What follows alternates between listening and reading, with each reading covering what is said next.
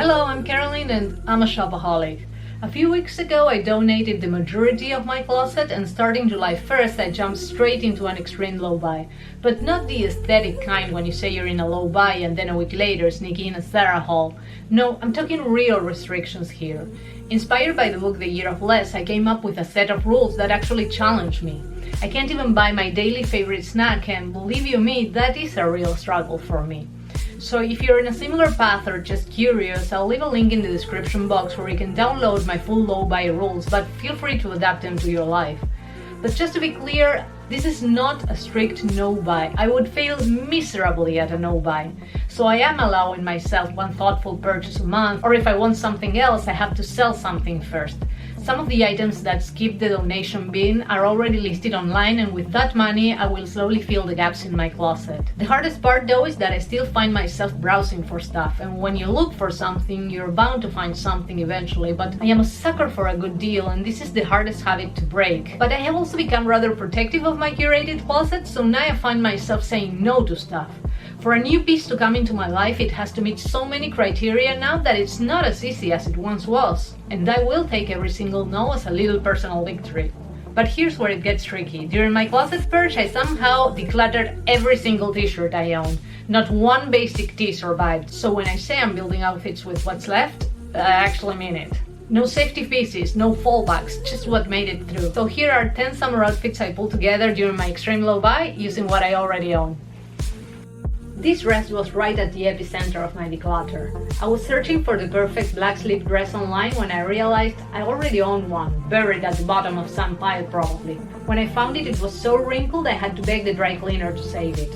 I styled it with a belt to regain my waist that still needs an extra loop clearly, threw on my slightly oversized white work shirt to make it feel breezy, and added nude sandals to elongate my legs. I'm rather short, so any optical illusion I can use to make myself seem taller, I'll use it.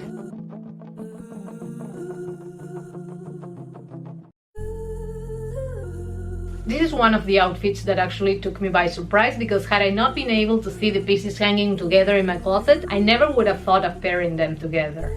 I'm wearing a silk blouse in a bison or top collar, and as for the skirt, well, is the skirt silk? No. Is the skirt good quality? Well, also no. Can I afford to replace it right now? God no. But it feels flowy, it's light, and for hot summer afternoons, it works, and for now, that's the only thing that matters.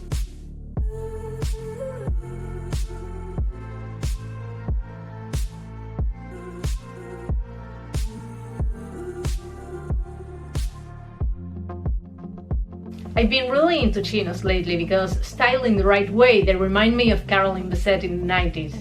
These are vintage Gap chinos paired with a black tank top and Birkenstocks. Birkenstocks are not the pinnacle of elegance at all, but they are practical, especially for walking around the city. The outfit feels a bit casual but still put together and classy.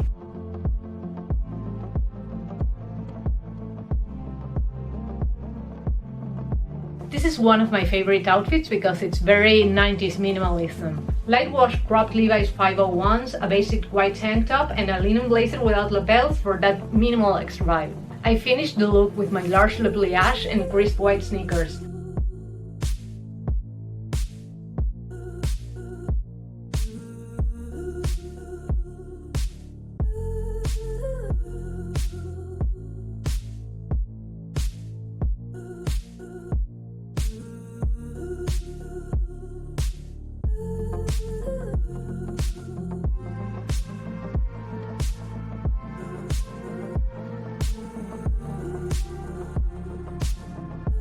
These pants survived the declutter even though they're outside my chosen palette, but honestly I couldn't afford to replace everything at the same time, so I had to make them work. I paired them with a white tank, and yes, again, and a light blue work shirt repurposed as a layer. It's clean, practical, and it feels like a smart compromise.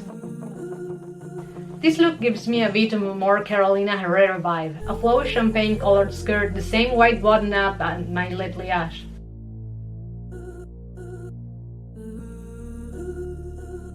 I thought that the nude sandals would work perfectly for this outfit because they wouldn't create a color block right at the end of my legs.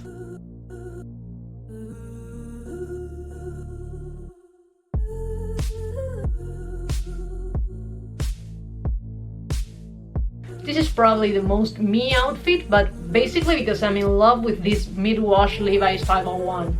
I added a white top and my favorite loafers. In the box it says the color is stone, I don't know. But it's amazing how these two pieces are all you need to make yourself look put together, and there is a reason why this works. It's a uniform, it's elegant and it's simple. The loafers also add a touch of lightness that is beautiful for the summer.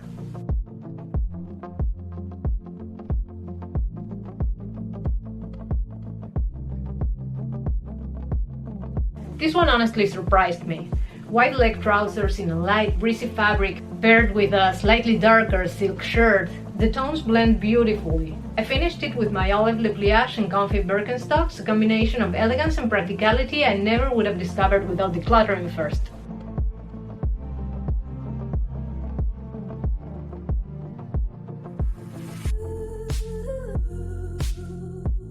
These shorts almost didn't make the cut during decluttering, and I'm still not sure if they don't really belong in the donation bin. But paired with a charcoal tan, a black belt and a small purse, the whole outfit came together. Now it feels intentional, structured and maybe even a little cheeky.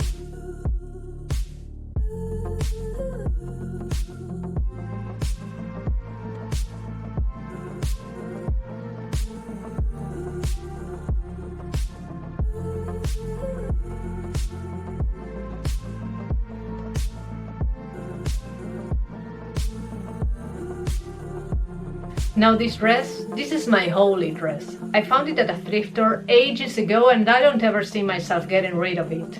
I'm not really usually into polka dots, but the cut, the neckline, the way it moves when I walk, it feels like it was made for me. It also gives me a very old movie star kind of vibe that I just love.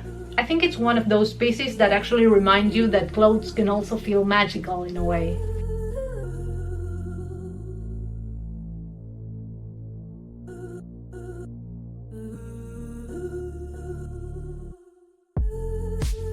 Putting these outfits together was a real creative exercise, and honestly, some of the combinations I never would have thought of had I not decluttered first. Now, even though I have less pieces, with a clear closet, I see more options, not fewer. So if you're trying to spend less money, shop with intention, or fall back in love with your closet, I hope this helped.